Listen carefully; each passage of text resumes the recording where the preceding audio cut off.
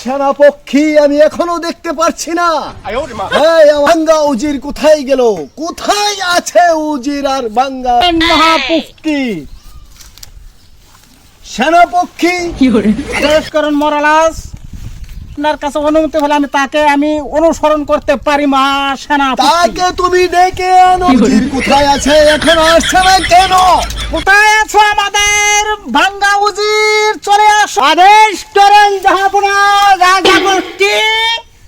কোথায় জানতে চাই তোমার? আমি একটা কথা বলতে চাইছি মহাপতি।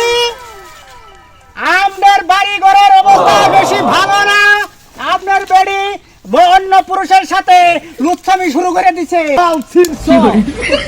করেন মহাপুটকি, আপনি আমাকে অনুমতি দিলে আমি তাই আপনার বেড়িকে যে দেখতে পারি সে কোন পর্যায়ে আছে।